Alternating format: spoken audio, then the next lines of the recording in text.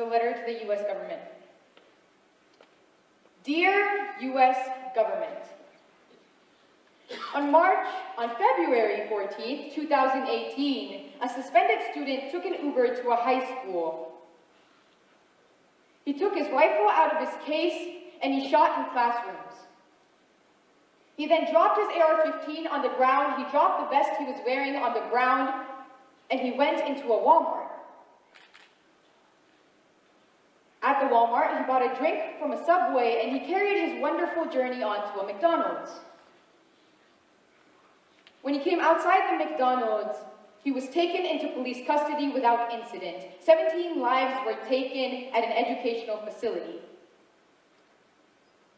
18 shootings have occurred in 2018 at educational facilities.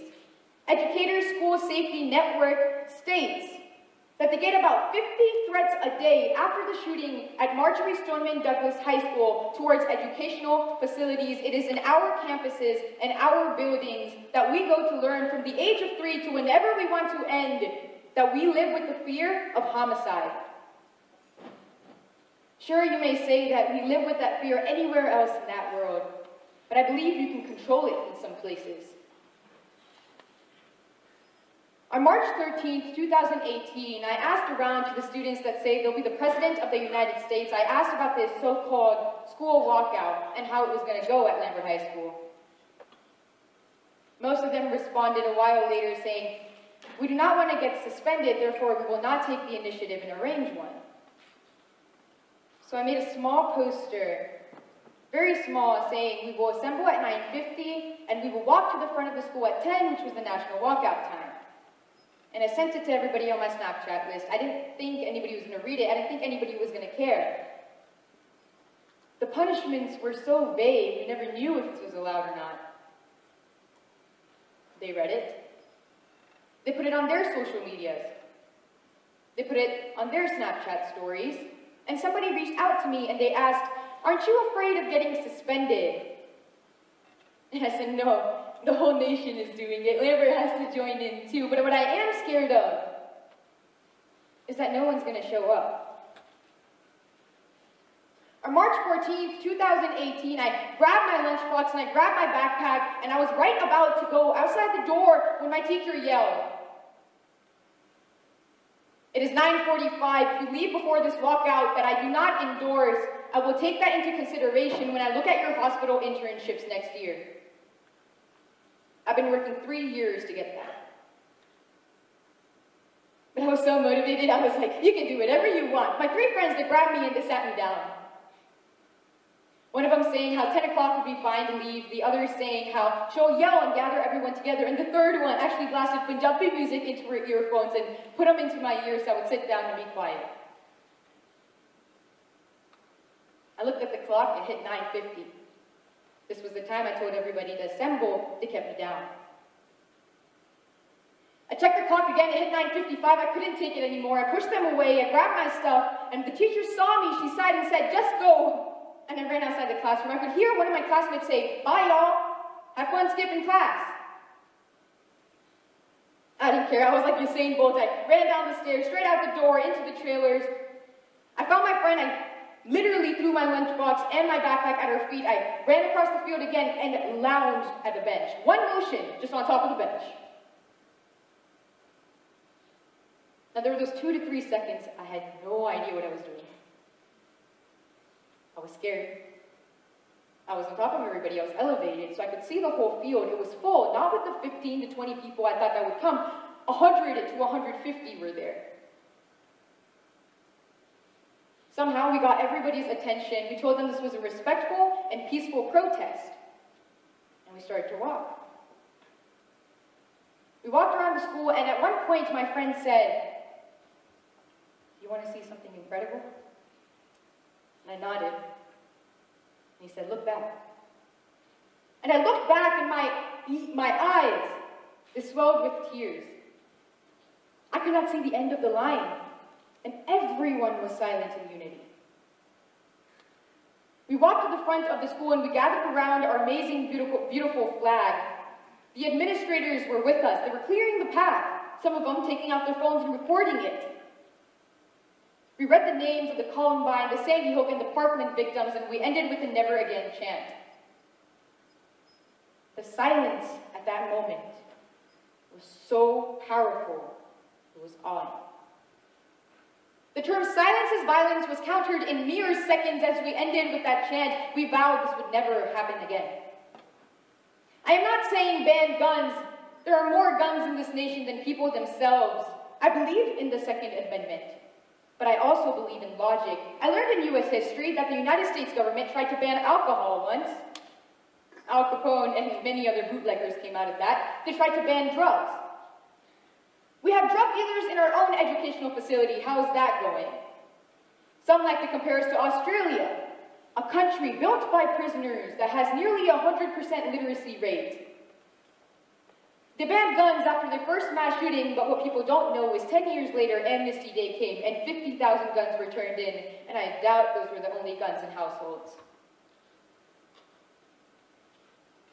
Some say it's all on mental illness. Guns have nothing to do with it. But the harder access to these mental facilities is the reason these mass shootings occur. I have a question to ask you. Would Nicholas Cruz have harmed 17 people in a building with 2,000 others with a knife? Who knows? There are places in this nation someone can go to their neighbor's house and get a gun. Places in this nation where people who need the medicine they need to live, it is harder to obtain than a gun. Places where 18-year-olds can go into shops and buy a gun as though they were buying a pack of gum. Places where mental illness facilities are harder to access than gun shops. I believe that a weapon like a gun and an unstable person, when they are combined, the chaos has erupted. I do not think it is one over the other.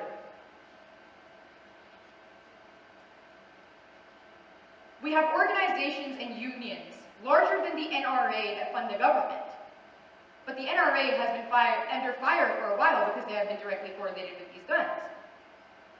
Putting money into the pockets of politicians to hush them, to innovate them, to not change these laws. I get it. One who wants to kill will kill. But I cannot just stand here and say nothing will change. If you talk about walls, how about you build one between mental illness and guns? Because if you won't, students will.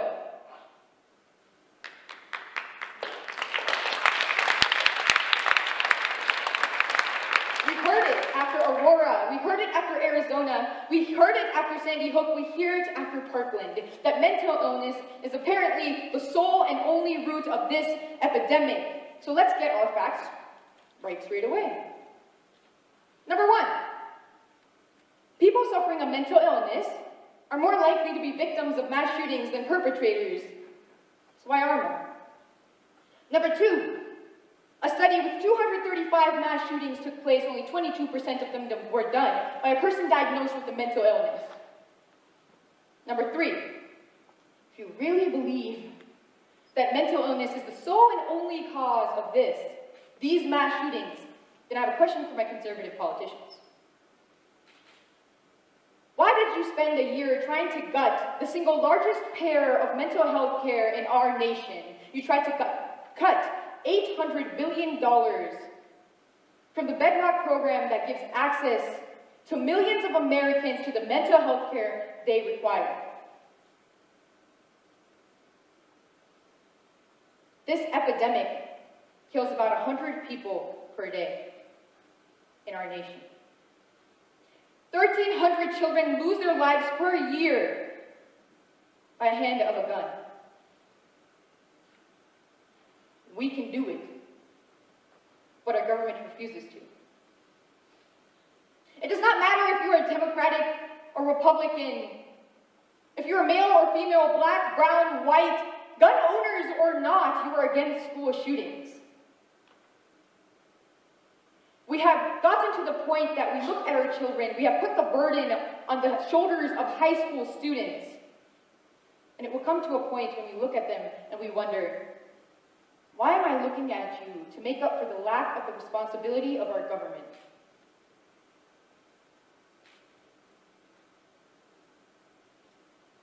Call for better mental health institutions. I get it. Do it. It should be easier to access them. Call for the raise of gun control. You should be older to buy a gun. It takes 21 years, supposedly, to develop a full brain function. So why 18? Make it harder for people that have terrible backgrounds. I'm sick and tired of giving the NRA the power over our people. They say it so much that it's the campaign contributions that caused this. There are 5 million members of the NRA. There are 320 million people in this nation.